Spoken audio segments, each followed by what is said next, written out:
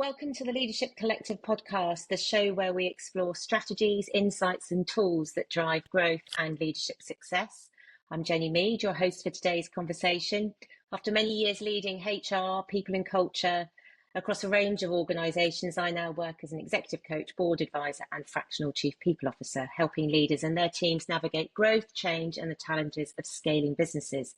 This episode is part of our special series From Startup to Scale Up, where we're focusing on the critical steps founders, CEOs and leadership teams need to take as they grow their organisations. In this series, we're covering everything from validating an idea and securing funding to building scalable tech teams and navigating the pitfalls of rapid growth. Today, we're diving into the strategies, timings of hiring a chief revenue officer and building a scalable sales foundation. I'm thrilled to welcome Nathan Collins, who brings deep expertise in scaling sales operations and driving sustainable revenue growth. Together, we'll explore how to identify the right moment to invest in this pivotal role, the key steps to building a strong sales foundation, and how to navigate the challenges of scaling sales effectively. So let me introduce you to Nathan. Nathan is a seasoned sales leader with over 20 years of experience scaling sales operations and driving growth in the IT services and cloud SaaS sectors. He has proven track record of transforming sales teams, achieving record-breaking growth, and forging impactful vendor and client partnerships. Nathan specializes in building scalable sales processes, navigating complex sales cycles, and aligning cross-functional teams to deliver sustainable revenue growth.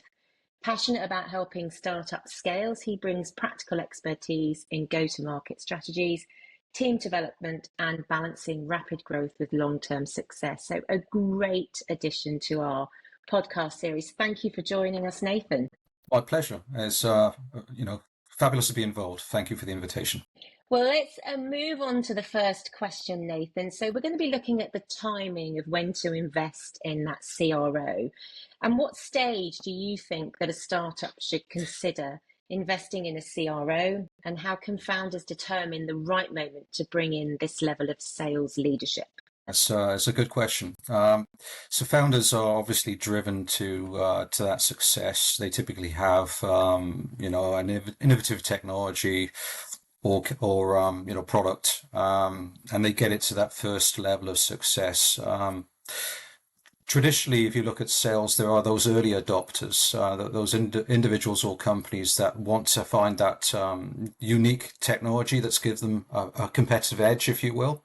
So it's quite easy to sell to them as long as you've got great technology. It's got lots of capability. It's unique in many areas, and other competitors don't have it. So those early adopters will trial it and come on board with it. So the initial success, that foundation has been laid. That's at that point it becomes more tricky. So the curve you're looking at then has the next set of customers. They are more conservative. So yes, they want to be relatively early adopters, but they need to understand totality of the value being offered versus what they already have that does something very similar, if that's even a thing.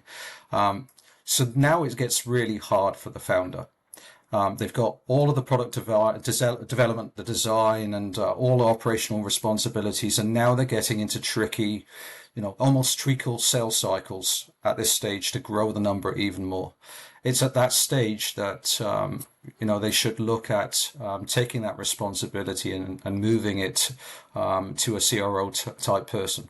That individual should have the capability to look at the value of the technology being sold, understanding how to align that value to customers who are more conservative in nature, to help them understand what it is that this technology provides versus the competition, versus continuing doing what they're currently doing. And it's at that sort of stage where that customer-focused, sales-focused resource is better than a founder, even a driven founder, can achieve. And also, founders are usually more creative, exploring opportunities and so forth. It gets really quite dull for them, probably, and I'm talking out of hand. But the more routine and the more you talk about process, the more it gets dull. And that's where the CRO also comes in. I'm not saying I'm dull, but the reality is I'm focused on building scalable, repeatable, boring type businesses that continually hit numbers. Relatively speaking, those numbers should be increasing year over year. So that is really a mundane task to look at all the interconnecting process pieces, the tool sets and so forth, the integration with marketing just to drive into those conservative and later adoption customers as your go-to-market matures. It's a long-winded answer, Jenny, but that's what I would suggest is the time to look at the CRO when it gets boring. And I think you've raised a good point that actually reflect on some of the conversations I've had with other guests on this series in terms of actually really defining the product, being clear on what it is and how you're going to sell it, because obviously that's really important when it comes to the investor pitch as well. Do you find that where you've worked with companies, or maybe you've heard of companies that they've actually done that well? Because to me, one of the questions that pops into my head right now is maybe at the earlier stages, just getting some consultative advice before, at the point of when you actually bring in a permanent CRO might actually be useful to help bring that clarity. I just thought I'd throw that question out there to get your thoughts on that. No, look, founders will be well connected. They haven't just one day appeared as a founder, so they probably come through other organizations. Always reach out to your peer community. I'm a big fan of people you trust, people that you trust who work with other people. Soliciting feedback is essential. Where you can go through where you are in your journey to someone who potentially has done that before, is on that roadmap already, maybe a little bit further developed, and ask them some questions. Pose to them, this is where I am, at which stage, or am I at that stage whereby I should give up some responsibilities for the benefit of the growth for the company in general. It's essential. Again, peer communities and working with people you trust. I'm 100% bought into that as a concept. Yeah, that's great to hear. Well, let's move on to our another question and looking at the tactical sort of execution now. And you talked about the fact that at the right time, it's a good idea to bring somebody in who's able to bring in repeatable processes and build a really strong sales foundation. What are the key steps that you think a CRO role should take immediately to build that solid sales foundation and set that team up for success? This is an area that I've done many times over my career in different levels within organizations, 40, 60 person organizations all the way to business units at large vendors. So the first thing you have to do is go back a step. What is it that you're trying to achieve? Curation then, immediately following, would be the go-to-market strategy for what you want to achieve. So how are you going to cover the market? What market? What sales teams would you need to deliver to satisfy that market? What's the channel look like? Are you going to go direct to end user? How are you going to market that end user? Are you going to go through indirect routes to market? Is that one tier or two tier? Are you going to use marketplaces as your Google, Amazon? So fundamentally, you need to figure out how it is you're going to execute. And what are you going to execute? Is it number of units sold? Is it dollar values? Are you a VC funded, or are you a more mature organization going for a transformation? All those things will feed into the creation of a go-to-market strategy. You should not execute without one. And I've arrived at organizations quite a few times where there hasn't been an overarching strategy, and they've tried to execute and they've got it wrong. And picking the pieces up is something that I've had to specialize in over the years. And the first thing I do is figure out what's not working. So once you start to have your go-to-market strategy, you then figure out, okay, what customers do we have? Why are they buying? How can we do that more and sell to customers like this more? So you start to think about value-based selling, segmenting the customers based upon either vertical or the sort of solution that they're buying. And then you start to think about your resources and your route to market, and you want to maximize the most high-value resources to the best locations for where you're going to get the revenue. But you don't want to leave any cracks, because you don't know where the next very large organization is going to come from that's going to buy your solution. So you do want to make sure you're covering all of the pieces on that board. There can't be any cracks. And then it's when it gets back to that boring bit. So you create the marketing strategy, you've segmented your customers, but you still now need to think about driving this through a process. You see, you're thinking about what process, what sales methodology, what CRM tools, what KPIs are important to drive the success for the founder and for the business. And those are really the key next steps. But it all starts from the plan and getting that right, getting it agreed to by the board as well and the founder. So everyone signs on to that plan, and let's go and execute against it.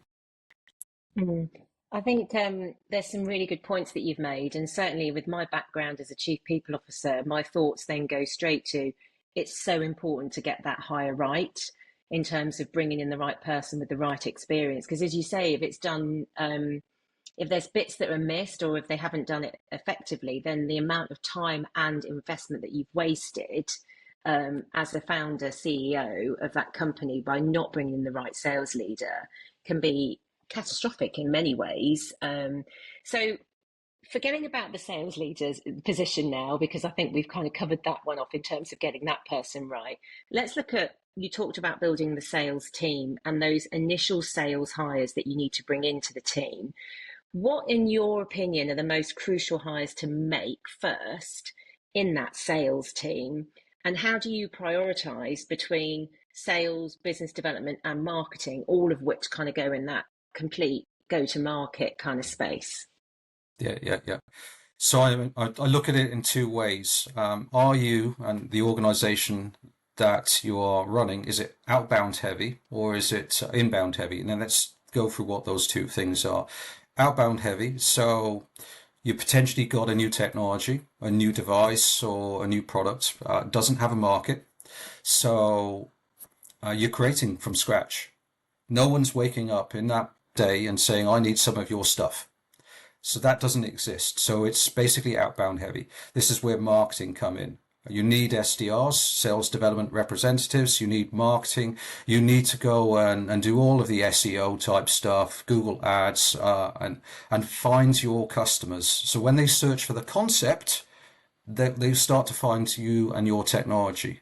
So you create that demand. But you still have to be the outbound. So from that, you're going to go and buy call lists, use Sales Navigator from LinkedIn, and you're going to go and target individuals by role who are going to be the sort of individuals that will take benefit out of what it is that you're selling.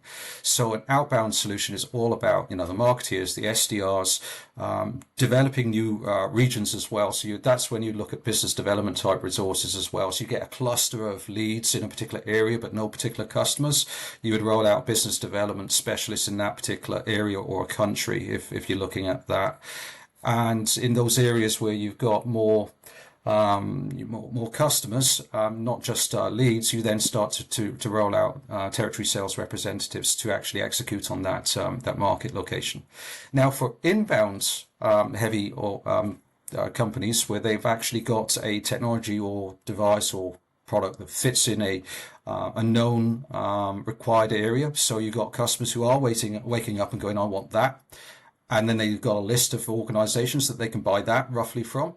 That's inbound. So you're not having to generate or create your own marketplace because the market already exists. What you're trying to do at this stage is generate your unique reasons why that customer should buy from you. So you are actually looking at pretty heavy investments in SEO, Google ads, etc., heavier than outbound heavy, because you're actually competing already in a market with vested partners, and also by that I mean partners who are already selling your competitors' technology. So you're talking about displacement. So you have to resonate far better in the sales cycles. So you need demand generation marketeers who are really capable in that area. You need inside sales, not SDRs at this stage, because you should be getting leads into the organization where they're starting to say, comparing you against other technologies, what is your unique? So you're now talking about individuals who are able to not only initiate calls, but also talk through the value proposition of your technology versus competitors. So it's the sellers who are in the first third of their career would be fantastic at this area. And then you're starting to look at them closing S&B sort of organizations, low value transactions. But over that, you are looking at territory sales representatives who can execute. So that's how I would categorize. It's basically, are you outbound? Are you inbound? But at all times, and I'm well known for this, I prioritize aptitudes over what the CV says. So by that, I mean, I'm looking for someone in their CV who was a barista, worked at, Greg's, and basically did the hard yards to finance their way through, university by way of example. So they didn't just turn up. Mummy and daddy gave them, all the money they needed. They supported themselves. They've got the desire and they can articulate the reasons why they want your job. Your job is going to do this for them. I'm looking for the aptitude. I am certainly not looking for the CV. And those are the individuals that can take any organization, whether outbound or inbound, from the start to the level of maturity that you need. Because guess what? Job description starts to mean far less, because they just want to take your technology, sell it more, and explode their future. And I just want to be a part of that. And again, I've seen an awful lot of employees. I've hired a whole bunch of people, and I've seen a lot of careers explode following that. And again, it's the aptitude and how you nurture those talented individuals. Does that make sense? That does, yes. And we actually have a series on which is following this particular episode on thinking about talent acquisition and how you make sure you bring the right people in to really help that organization. So that's a really good segue into that episode. Earlier on in the conversation, you talked about CRM tools, and you talked about the fundamental things that you need. So at an early stage, and obviously these things cost money, at an early stage, companies focus on developing its sales process. What do you think are the absolute musts that need to be in place that people must invest in order to get that sales process absolutely where it needs to be in terms of allowing people to thrive with doing their roles? It's CRM tools are an essential place to start. I ran a business unit about 10 years ago, globally, sales operations organization. So some founders believe, well, I bought Salesforce or implemented Dynamics. We're set, aren't we? No, you really only just started your journey. So, okay. Are the account pages set up? What are you collecting? Is it integrated with, if you create manufacturing products, ERP solutions? Is your support organization implemented so that whatever they use as well for managing the support queues, etc.? Is that information going into the CRM tool? So does your sales representative know that this customer's happy when they're trying to reach out to them? Hell, we might be trying to drive a Q-end deal, and the customer's just had a Sev 1 issue. We were asking them for a purchase order. How do you think that's going to go? So getting the tool implemented and understanding, going back to the plan, how are we going to execute properly to customers, prospects, as well as support these clients so that they don't churn out, is essential. So it's the account pages, the opportunity pages, the lead management pages, so that you can create within the CRM solution a full awareness and picture for your sellers to work within, and that is really essential.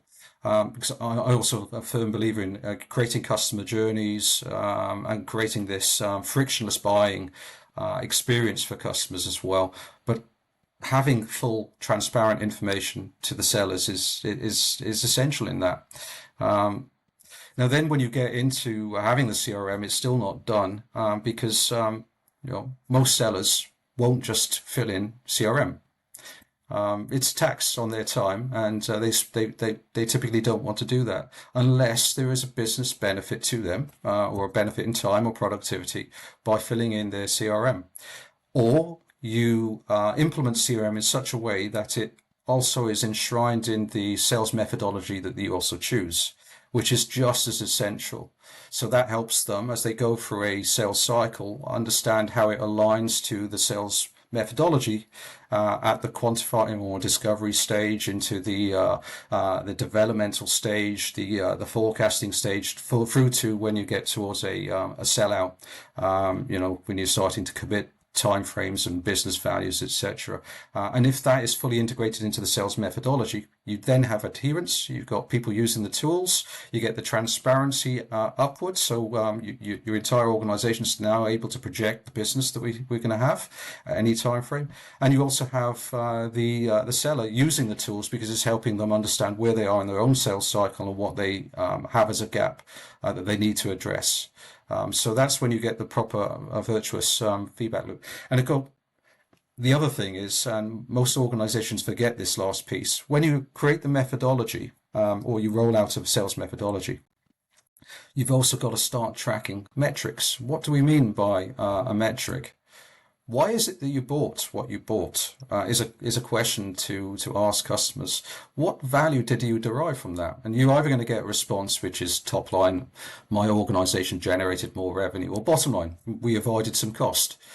So you're looking for in metrics that your product, device, or whatever technology help them either drive top line revenue or reduce bottom line cost. And it's attaching yourself to that metric that helps you sell more. And if you understand that by customer and you feed that back into your marketing and execution machine, you then drive more leads and follow on business, more referenceability, more metrics. Then you can socialize that in LinkedIn, Twitter, etc. And again, it's the creation of that virtuous loop, which all starts from the correct CRM integration with all third-party applications. It's, again, the most likely thing to mess up in the first place and has the most profound impact outside of getting the sales methodology, the entire go-to-market wrong in the first place. That's worse. But this is only just the next worst thing. Does that make sense? Yeah, it does. Do you know what? It reminds me of conversations I've had around the senior leadership team tables where using the CRM and really getting revenue operations data and metrics, as you say, coming through so that it helps you as a leadership team make those decisions to be able to form what's next in the strategy is so critical in my view. And I know the hardships as well of getting people to fill in the CRM and as you say, but once you can get people doing that, the what you can get out of it is just brilliant. So yes, I completely agree with and get what you're saying. One of the other areas I've also seen talked about around, again, leadership tables is when it comes to budget and allocating investment, and the marketing spend can often come up in the same way as HR does, particularly with recruitment spend. So I say that with my hands up as well. But marketing is always a spend that is scrutinised and looked at. So I'm kind of keen to hear your views on when there's some newly secured investment, what portion of that needs to go towards marketing, and how can you make sure that the most impact of those dollars or pounds or whatever it is has the most impact going forward by allocating that spend? What are your views on that? Yeah, that's a really meaty question, and at the start of the question, we referred to the VC transformative new business. Versus, and I've been at both, versus those longer established organizations that are already profitable but need to transform. They're two different answers to the question. But if you've got this brand new technology, the founder has got market share, new adopters are on board, and wants to gear up, you're talking about 10-20% of their cash flow that year needs to be spent on marketing. 10-20%, if not more. Because, and again, goes back to whether this is inbound or an outbound sort of organization. Is it satisfying an existing requirement, or is it a requirement that's not even known or understood? So, fundamentally, marketing either creates the need or helps you differentiate versus the competitors.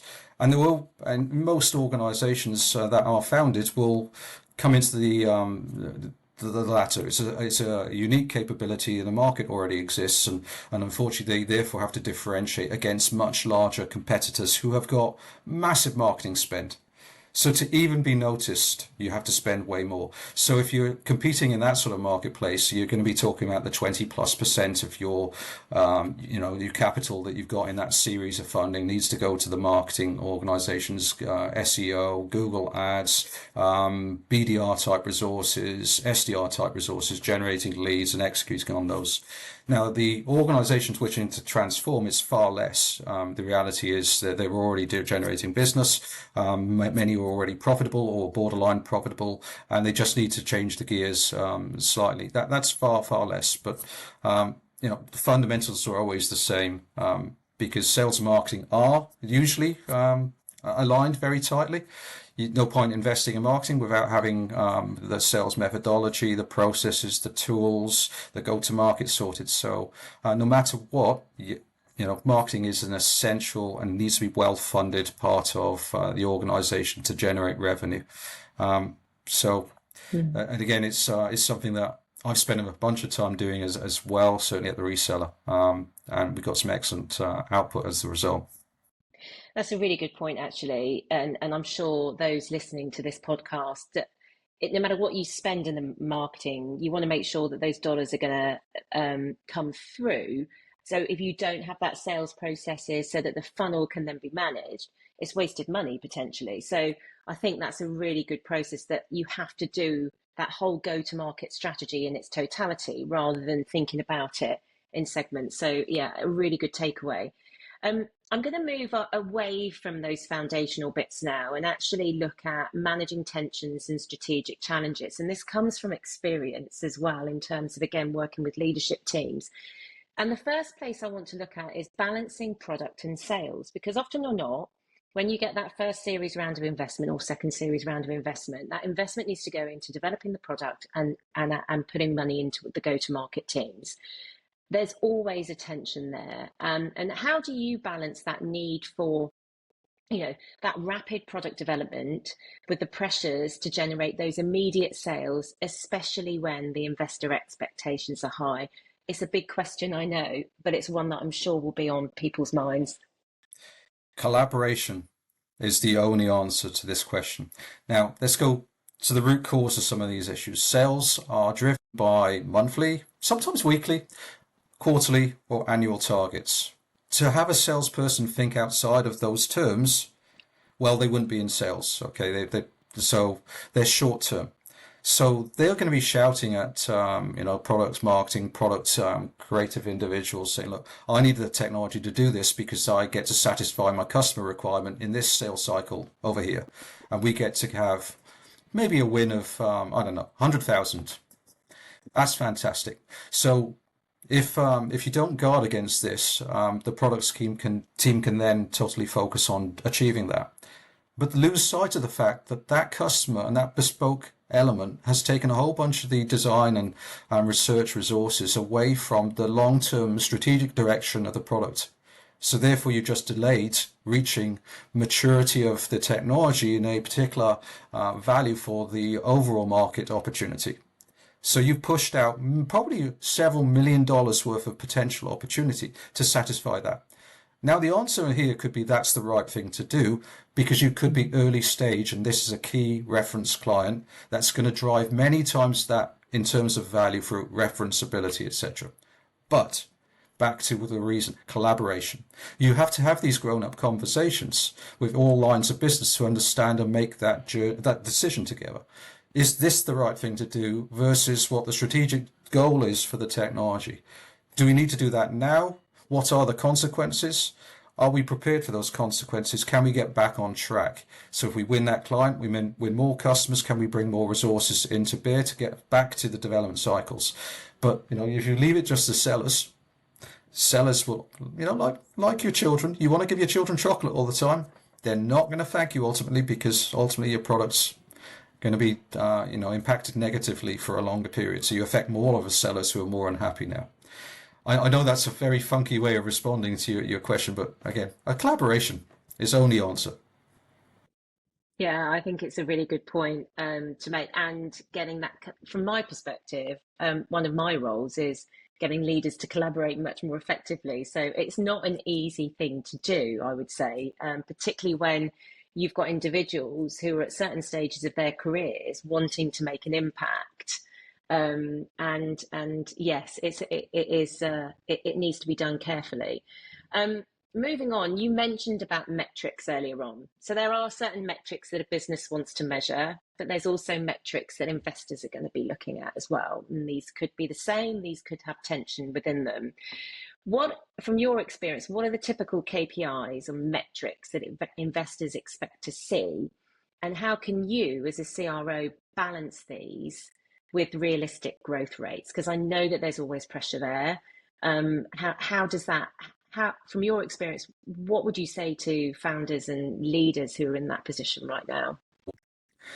It goes back to a conversation I would have as I onboard. So, what is the objective here? What's the founder's objective for year one, two, three? What does that look like? What are we aiming for? And from that, you determine what the key metrics are. Now, from a selling leader perspective, the metrics are very different. So you're talking about the length of sales cycles, the average sell price, the margin through channel. You're talking about weighted funnel, so you can actually project funnel landing pipeline being matured. You're talking about deals that are leading from outbound marketing, inbound marketing, and so forth, all of which are great and phenomenal at driving revenue, but not that interesting to a founder, a board, or a venture capitalist organization. So they ultimately want to know, I'm giving you a whole bunch of cash. When are you going to turn a profit? So it's COGS. So COGS is cost of goods sold minus all of the all the indirect marketing and indirect discounting costs on top of that. So it's all about the creation of that profit for them. So we're going to give you all this cash. Show us a time frame by which you are generating money. And that could be a year, that could be 5 years, but they need to understand that. So the cost of goods sold. But secondarily, you have other things that they're going to be interested in, which indicates whether a cog, which generating very good profit, which is a low cost of sale. They're leading indicators, if you will, and those include things such as overall customer churn. That's important. Why? Because an existing customer is easier to sell to and cross sell to than a new customer would be to bring on board in the first place. So if you're churning customers, you need to replace those customers with newer customers, and the length of time taken to get that is higher than the amount of time to nurture the current installed customers and get them to buy more. So they'll be looking at that very seriously. Your churn is too high. You're costing yourself sales cycles. When are you going to fix your leaky sales bucket and your customer churn rate? So they're also looking at customer acquisition. What's the number of customers acquired to in any particular month, quarter, whatever time frame, and what was the cost in terms of sales heads to generate that.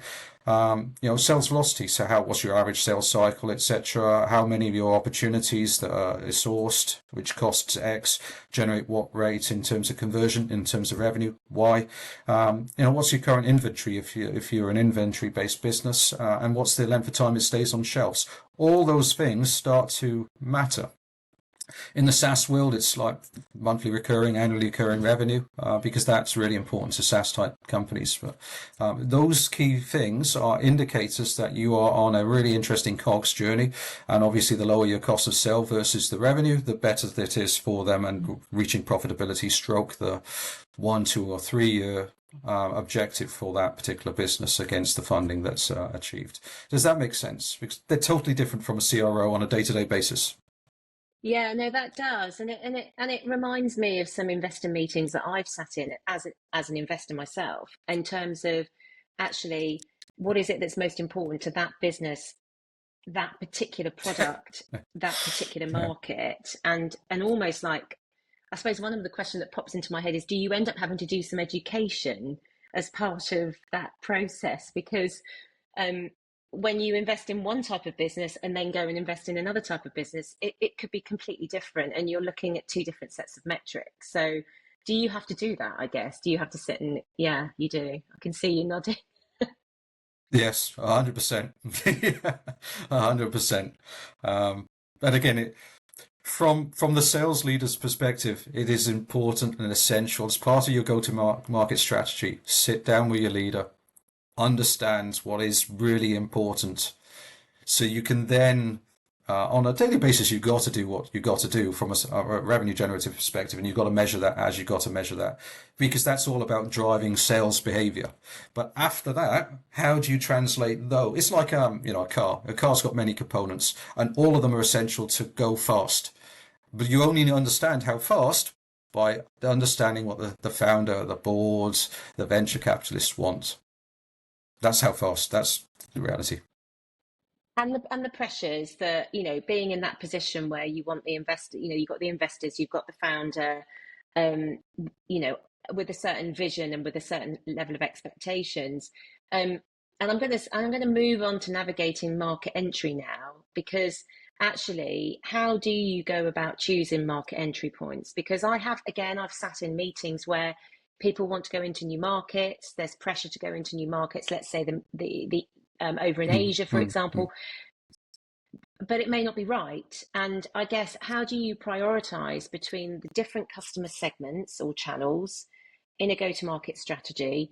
And what are the indicators that tell you when to expand and where to expand to as well? So that's a very, very tough question. And again, it should follow through from the business plan, the conversations with the founder. So is that individual focus on achieving the most revenue fastest, or for whatever reason, are they driven by international expansion? So from the creation of that go to market and that conversation, you then look at the pieces you've got on this chessboard, figuring out, do I need to put more pieces in a particular region, or am I focusing on core locations? Now, and that's you starting off a macro decision, so looking at the entire board and then making micro decisions, versus, and I've also run, UK and Ireland based regional sort of roles where you're on a micro level making the same sort of decisions, and you're doing it on which vertical or which route to market or which technology type do we go and compete in. But you need to, again, it starts off with the conversations, the go-to-market strategy. But even in the current role I've had, just started a short while ago, I've had to do the very same sort of thing. So we're looking at those clusters of customers and looking to invest in direct sales into those areas. And obviously we have a channel as well, where we can most efficiently service that market. And other areas where we don't have boots on the ground, if you will, there aren't mature routes to market, you choose a different strategy. So you look at, what the requirements are from your business. You look at the revenue you've currently got. You look at all of the indicators, and then you make investment decisions in association. So, I mean, at all stages, the CRO needs to focus on the shortest sales cycle, but often that also means by focusing more of the resources in the areas that most likely to drive the revenue earliest. And as I said, a few moments ago, but you cannot leave any cracks. Your go-to-market strategy has to encompass, even if it's by a lesser capability, but it has to encompass all of those routes to market and provide some frictionless way of a client finding you and buying what it is that you have to offer. But that's a really difficult question, and it's macro, it's micro, but it comes from that go-to-market strategy that you create up front, and everything that you've done into this question and the founder's requirements. My founder, I want international expansion, but I need you to start from locations where we got clusters and we got boots on ground, and then build out from there. It's very clear, and that's what most CROs are going to get, the clarity of, right, until you get to a certain size, which is right. Okay, from there, build out, and I want EMEA. I want you to own EMEA in your area, what it is that you sell. But it's all with that organisation on the journey and the founder discussion.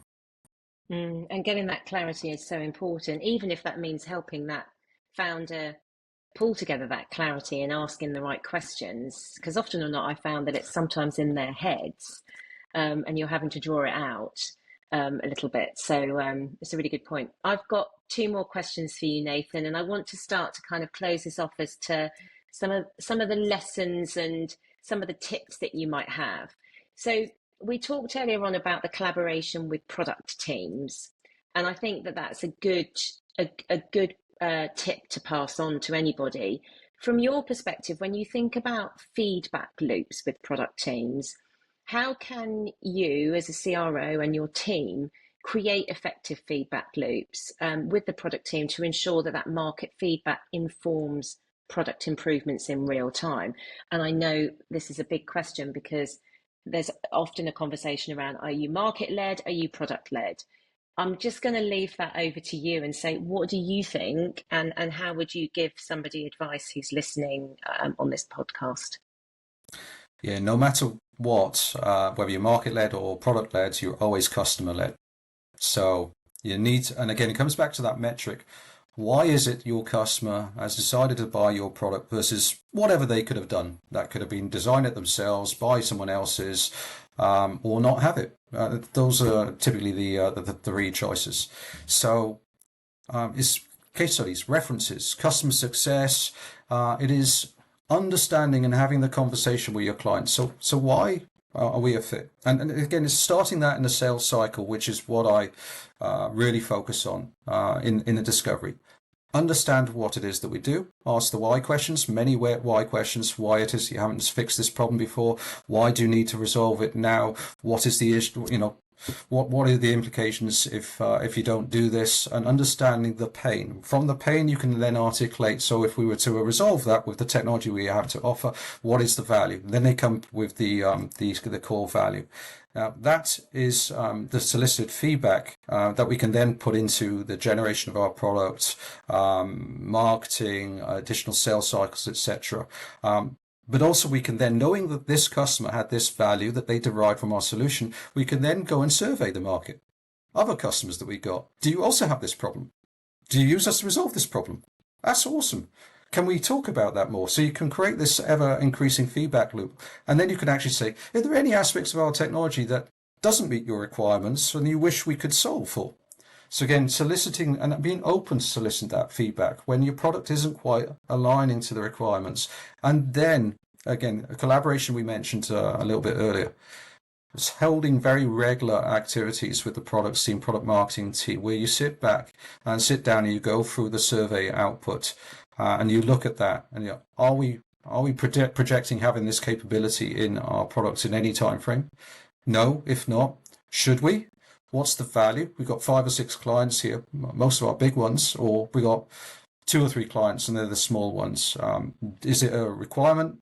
We can't really see it. Let's go and ask a few more customers, see if we can find it. So sitting down and having those conversations after interviewing, your clients, doing the discovery up front, marketing everything, appropriately, and understanding why our technology that is created sells in the very first stage, and adding this back into the virtuous feedback loop is essential. But again, multi-departmental collaboration. Not sales need this, you must provide. Yes, okay, I've heard that one before. It's definitely something that needs to be built into that sales training process, that when you think about sales enablement, there's almost like I think from a learning and development perspective, there needs to be something around that product feedback and how you go about doing all of those open questions that you asked, you suggested in speaking with the customer and things like that. It's almost like I'm looking back now at my career and where I've been involved with developing sales training and thinking, actually, we possibly didn't do that as effectively as what you're describing. So I think that's a really good point. The last question that I've got for you is sustainable scaling. Okay, this is always something that's always on our minds in terms of how can we create a sustainable business. But scaling quite rapidly is an art in its own form, I think. How do you avoid the pitfalls of rapid scaling that can often overwhelm the team and potentially then therefore go on and do harm customer satisfaction and all that kind of thing? So what are your views on how you might think about that as a leader? Yeah, no, that's those desires will typically come from either the venture capitalist organization or the founder, whereby their objective set is extremely aggressive. We're going to, invest massively into headcount on all lines of business, and to that we need to drive X. That's that can be quite a problem should your achievement be far less, and you need to throttle back. What that does mean is that after investing all of that time onboarding, investing in HR, investing in people, their development, the tools. Heaven forbid you use agencies, and I don't mean that in a bad way, but there is a cost associated, sheer amount of cost. And then you miss your targets, and then you have to run back or rein back the spend. So you now actually have a negative feedback loop into your organization. You've got people reapplying for their roles. You've got people being let go. So this is a super one to really be concerned about. So have those conversations, understand what your go-to-market is, understand how you're going to get there, and try to do it incrementally. So, don't try to smash the entire market. Understand how you're going to get to that 20% growth, 30% growth. How are you going to do it through gates, if you will? So we're going to incrementally add to this particular region or this particular go-to-market route. And when we see key performance indicators going in the right direction, we'll invest another tranche of the cash. Not give you the entire cash up front. So you're going to have to go through the gates to get the additional spend. So we'll reinvest into your business to grow it even faster. That is a far more sensible approach, in my view. And I like those businesses that also try to, with investment, but get that investment to increase revenue and generate revenue, but do so with profit in mind. Not just, we are going to be extremely unprofitable for the first 3 years, and and everything aligns, we will then generate a profit in 3 years' time. But we're going to invest massive amounts of money now. I in my career have tried to avoid organizations like that because it's a high risk, high reward, but high risk strategy. I far prefer to be involved in those organizations that take their time, understand the 5-year objective, understand the gates that they want to get there. Will take risks, serious risks, but do so with methodology, business process that they're going to implement, and stability. And again, sales organizations are famous for this every 12 months reinventing themselves, but having an overarching goal, objective for 3-5 years is essential. That's really helpful. Thank you very much, Nathan. So that actually wraps up today's conversation. A huge thank you to Nathan Collins for sharing such valuable insights on scaling startups and building high-performing teams. It certainly made me think about my experience. So thank you very much, Nathan, for coming along today and joining us. We've covered so much, from the strategic timing of hiring a role like the CRO to the fundamentals of building a sustainable sales process. If you found this discussion helpful and want to continue growing as a leader, I encourage you to check out the Leadership Collective. They're dedicated to empowering leaders to thrive in today's ever-changing business landscape. You can learn more about their work and how to get involved by visiting theleadershipcollective.global. Thank you for tuning into the Leadership Collective podcast. I'm Jennie Mead, and we'll see you next time. Until then, keep pushing boundaries and leading with purpose.